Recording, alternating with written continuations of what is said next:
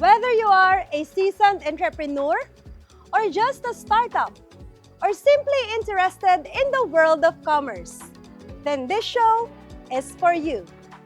Join our expert guests habang ibinabahagi nila ang kanilang kaalaman at karanasan sa iba't ibang paksa mula sa mga market trends and strategies para maging matagumpay sa negosyong kanilang pinili. Kaya naman mula dito sa Sakurahana Garden, Pool and Events Place, tumutok lang sa programa ng mga negosyante, ang Negosyo Goals, ang gabay sa pagtupad ng inyong pangarap.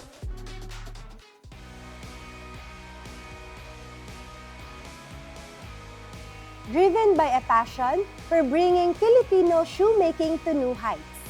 Iyan ang isa sa katangiang ipinamala sa atin ng batang-batang negosyante na aming nakilala. Halina't mas lalo pa nating kilalanin si Miss Ellie Rose Edulian, ang owner ng sikat na Ellie Enterprises mula sa Marikina City.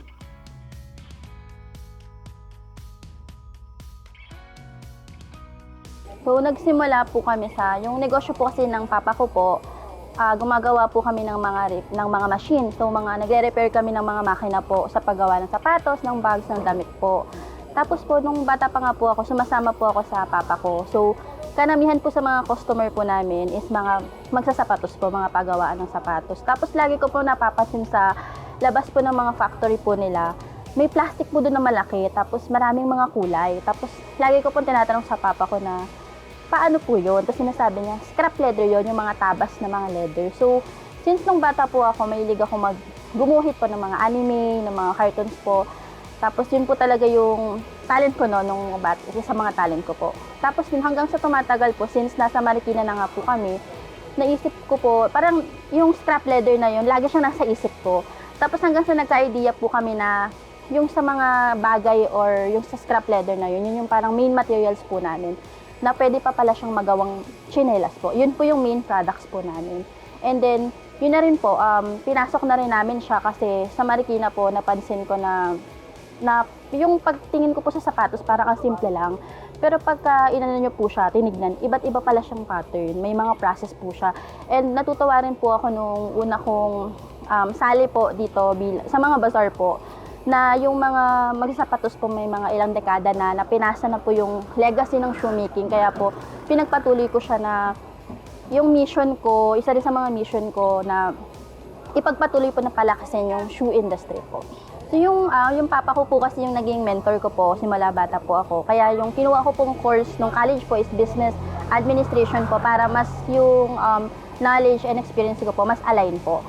Yung mapapayo ko po sa mga gusto rin magnegosyo, wala po yan sa edad, basta po may alam nyo po yung gusto nyo po, lalo na kung alam nyo yung passion nyo, so kailangan risk taker kayo na huwag kayong matakot subukan. So yun po, and kailangan po na yung mga employee nyo po, kailangan nyo po silang alagaan kasi sila po yung puso ng negosyo nyo po, kasi kung wala sila, wala rin po kayo. And then, wag lang kayo laging sumuko. And then sa negosyo nga po, sabi rin po na isang mentor ko na pag sa negosyo po, pag mahiyain kayo, wala po kayong pera. And then, wag nyo po papakinggan yung mga nagsasabi sa inyo na hindi nyo kaya. Ayun po sa lahat po ng nanonood po dyan, supportahan po natin yung mga gawang Pinoy dahil po lumalaban po yan eh. Talagang may pagmamalaki dahil po sa kalidad, lalo na po sa, yung iba po talaga is handcrafted, so with love, effort, and dedication po talaga. What sets Ellie Enterprises apart is not just their commitment to excellence, but also their innovative approach to business. Kaya naman, marami ang humahanga sa kanilang gawa. Mura na, may kalidad pa. Stay tuned lang kayo at magbabalik pong muli ang Negosyo Goals. Hello mga kanegosyo! Gusto nyo bang manalo ng isang pares ng dekalidad na bagong sapatos? Nako, napakasimple lang ng aming mechanics. Una, kailangan nakafollow kayo sa social media accounts ng Negosyo Goals. Pangalawa, abangan kung kailan ipapalabas ang episode ng Ellie Enterprises, one of the retail manufacturers of shoes located in Marikina City. Pangatlo, hintayin ang part kung saan magbibigay si Miss Ellie ng mahalagang tip at insights tungkol sa kanyang pagnenegosyo. Pang-apat, Kumuha ng larawan habang ikaw ay nanonood ng Negosyo Goals kasama ang Ellie Knows segment. Pang-5, i-comment ito sa Negosyo Goals Facebook account na may hashtag Ellie Knows Negosyo Goals. Kalakip ang kanyang mensahe. Pang-6, to increase your chances of winning, make sure to like, comment, and share our program. O diba, nanood ka lang, magkakaroon ka na ng isang pares ng sapatos. Kaya naman, tara na!